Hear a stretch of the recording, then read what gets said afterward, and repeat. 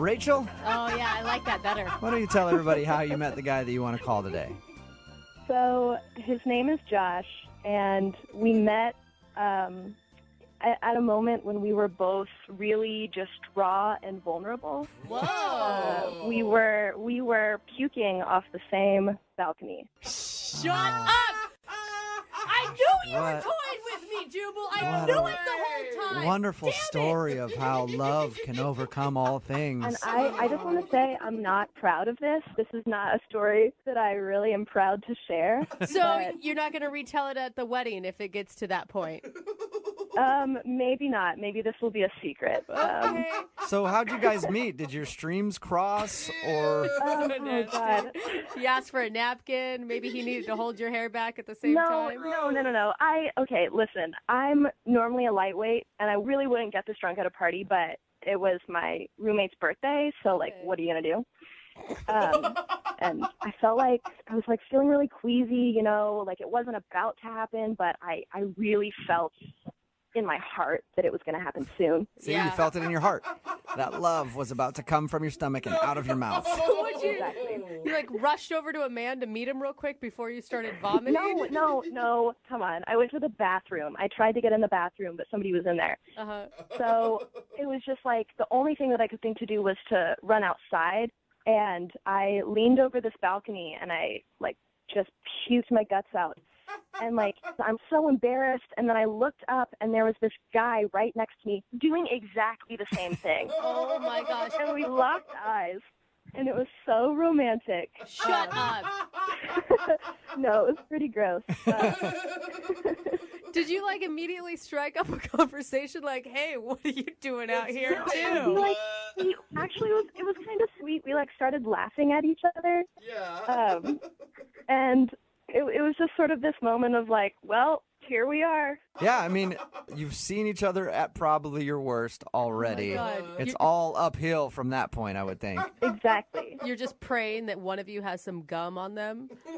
I mean, we didn't kiss that night. Okay. Needless Okay. to say. Did he ask for your number or something at that point? So the thing is, like, it was like kind of a funny situation. We started laughing at each other, kind of, and he asked for my number, and I was like, you know, what the heck? And I gave it to him, and all of a sudden we had plans to like, go get dinner and see a movie. And Oh my God. So you actually went on a real date. I was thinking that your date was just the balcony moment. no, real actual plans. Okay, and did Awesome. your other plans involve vom too, or did you guys have a vom-free No. date?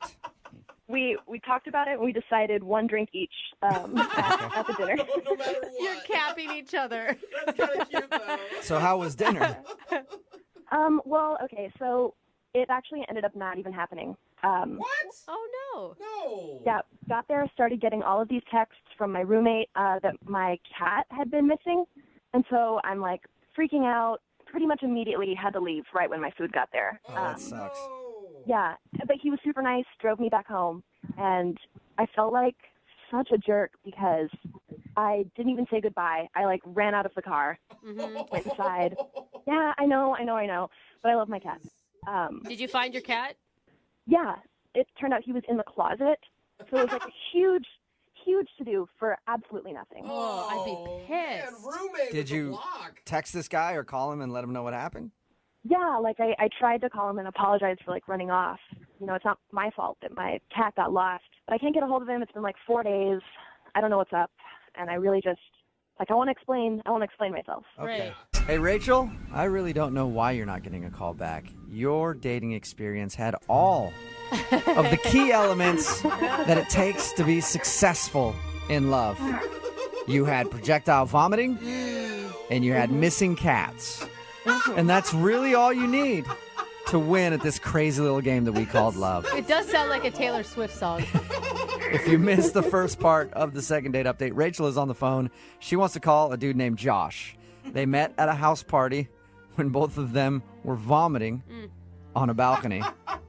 They struck up a conversation after and agreed to go out on a date. They didn't really finish the date, though, because when they met up for dinner, at the beginning of it, she started getting text messages from her roommate saying that her cat was lost. So she stopped the date. He drove her home. She ran out of the car, and she hasn't heard from him since. So we're about to call him and find out what could have possibly gone wrong in that whole thing. Oh, detective work. And it seems like if a guy's cool with the vomit part, you think he'd be cool with the freak out on the cat issue. Right? Yeah. So, I mean, I don't think you could have done anything worse than what you started with. That's why this whole thing just doesn't make any sense to me. I really appreciate you guys calling in for me. No problem. All right, I'm going to dial his phone number right now. Here we go.